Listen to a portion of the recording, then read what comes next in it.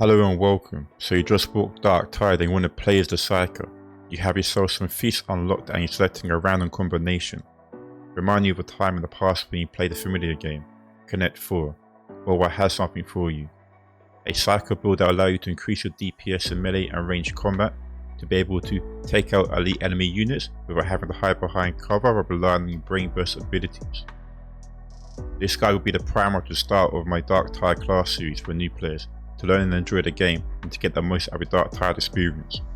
In this build I will go over my weapons of choice, why and how I use them, but take note this is not a brain burst build and will favour active combat role for players that like to be involved in the fight. The build is more for peril control, stacking warp charges for increased damage and regenerating your toughness with combat, and applying soul blaze dots and burst damage. Your primary weapon will be the void staff. In my opinion, has the best crowd control weapon of the Psyker arsenal, as it gives you unlimited range and control over the amount of peril you want to charge to the projectile. With the unique ability to cause collateral damage when hitting through the first target, you are able to take out mass hordes of lower tier enemy mobs in seconds. When compared to other stars, the void staff has unbelievably more efficient peril per damage rating compared to the trauma, fire and lightning variants that are available. Able to not just stumble but also knock enemy hordes onto the floor, the void staff is truly the must-have staff for any Psyker at high difficulty levels. The best way to use a void staff is to align your multiple hits at head high. Anything that you aim at with the crosshair will be hit by the projectile. With some practice, you'll be able to fend off an area from multiple directions while the horde is incoming, allowing your team to become more adaptive and flexible to the situation.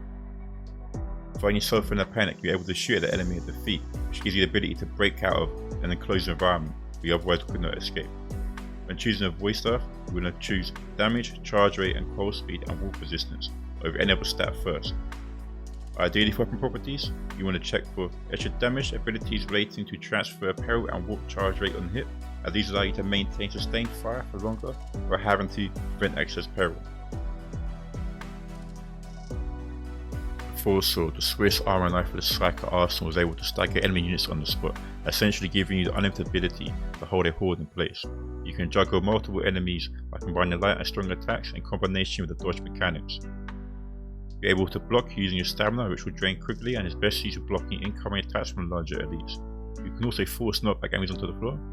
You have a charged single attack and able to take down most elites in a few hits.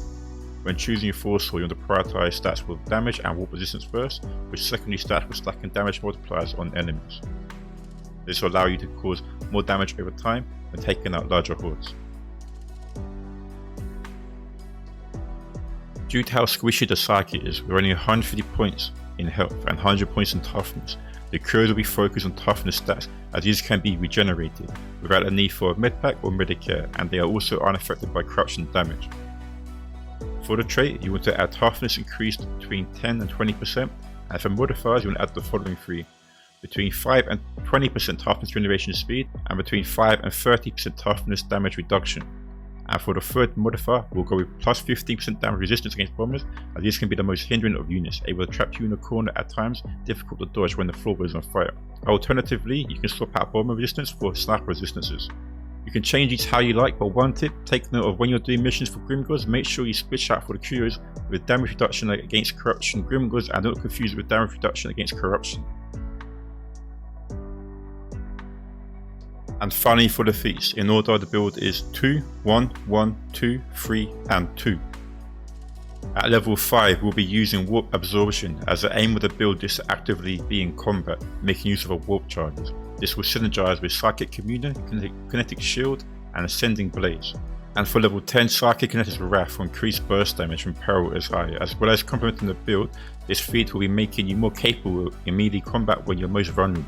Level 15 unlocks the Psychic Communion, giving you increased chances to generate warp charges. Do not be turned off by the 4% chance, as you'll be surprised how quickly you will gain warp charges due to this feat.